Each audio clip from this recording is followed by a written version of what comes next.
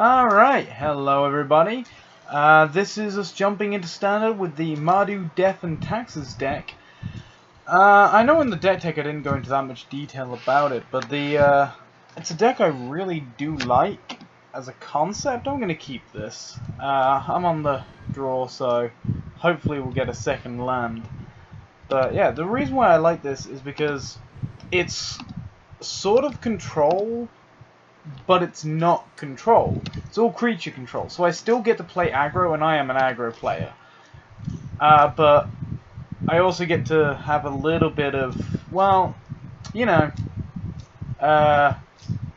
saying what the opponent does. Because if they've got 2 life left, and I've got Kambal on the field, they really can't afford to cast a non-creature spell. Of course, at the same time, it's not like true straight-up control in any way, shape, or form, because I'm not actually stopping them from doing anything. All I'm saying is, you can do that, you just gotta pay. Did not get that second land. Alright, let's get in with the Night Market Lookout, start gaining a bit of life, start dealing some damage. I think Night Market Lookout is a grossly underestimated 1-drop. It's basically a 1-2 with half lifelink, kind of, I guess, would be the best way to put it. There's the second land. Alright, so we're off to the races. Not much I can actually do with that second land, though. Alright, let's go to combat. Swing in. Deal 3 damage because the Night Market Lookout gets in for 1 first. I think we're going to pass the turn. And then on his end step, crack the clue and see if we can't get another get another land. Because ideally, I want either just a third land in general, or I want. Well, it would be nice if the third land was a red, a mountain of some sort. Gideon of the Trials. Okay, this appears to be a fog deck. Would be my guess, because don't really see Gideon kicking around, well, this Gideon kicking around in many decks. Until my next turn, prevent all damage that target permanent would deal, which is good that he's done that on the Night Market Lookout, because the Night Market Lookout, the ability that it has, where it drains you for 1, isn't technically damage. So, not sure if he knows that. Should be fun. Let's go Kambal. Stop him from every time he wants to fog, he loses 2 life. That should be fun. Let's attack Gideon, because that way we shouldn't have attacked. You should have gone for him, because the 0 ability is the emblem that lets him not lose is the 0 ability, so he can do that at any time, even if I get him down to 1 loyalty counter. Let's see what he does. I don't think he realized that Night Market Lookout didn't do damage when it taps, because like if you read the phrasing, same with Kambal, it's not damage, it's just they lose life. That's fine, you can let me. Okay, there we go. Let them play an Aether Hub. This has got to be an Approach of the Second Sun deck, because he's just not doing anything. Like, let's see, does this. That does not hit Planeswalkers. That is sad.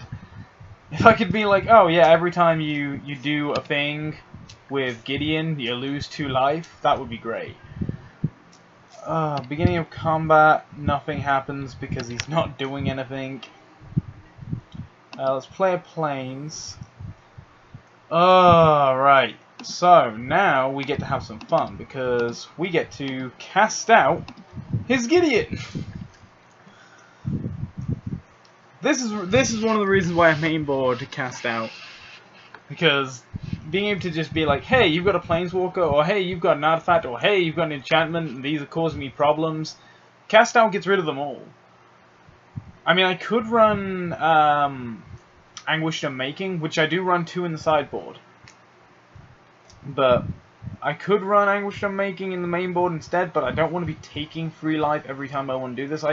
I tried to build a Mardu humans build at one point, and the removal was unlicensed disintegration and anguished unmaking. This is pre-Aether Revolt, and it didn't work because I drew nothing but anguished unmakings for removal for a time, and I died to my own removal.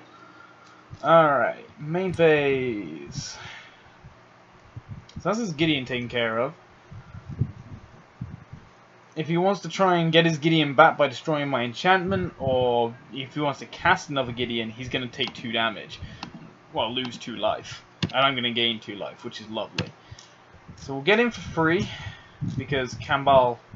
Why did I even bother attacking with Kambal? I should have left back as a blocker in case he's got a hasty guy, but I really doubt he's got a hasty guy. What's he doing? He's fogging. He's going to fog. Oh no! What's he... He's casting his own cast out. Presumably targeting Kambal? That's... Oh, no, he's going to cast out my cast out, get his Gideon back. That's not the best idea, to be honest. But, you know, each their own. If I draw another cast out, I can just cast out his cast out and get his... Yeah, because I can just get his Gideon again. Alright, what do we got on the draw? What do we got on the draw? Oh, it's his turn. Jesus.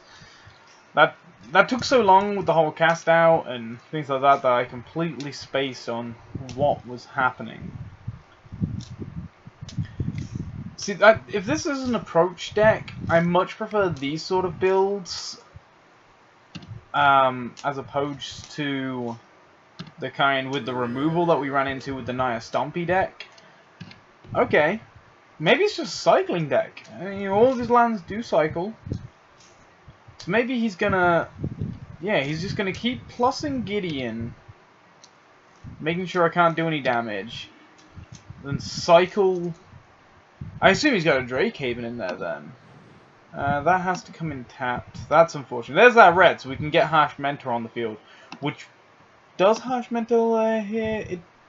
Harsh Mentor doesn't hit enchantments? Really? So this is the problem with Amonkhet to me.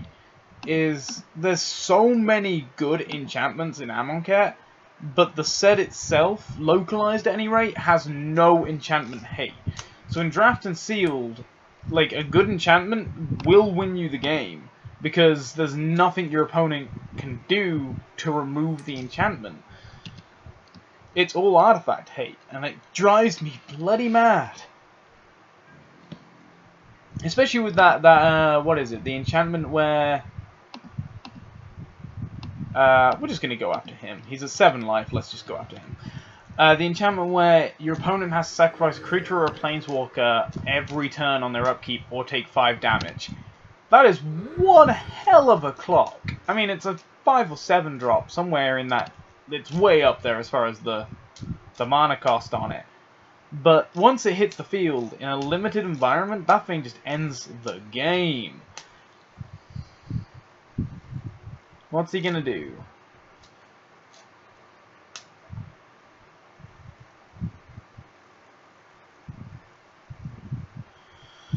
So, you know, if I was him, I'd probably 0 Gideon. Because otherwise, I do have Lethal on board now. So I'd 0 Gideon. Yeah, there we go. Why not? Why wouldn't you Emblem Gideon? Oh, and he just drops. Alright, that was... Okay, I mean, we won. We controlled him out of the game, I guess. Alright, on to game 2 then. See you there.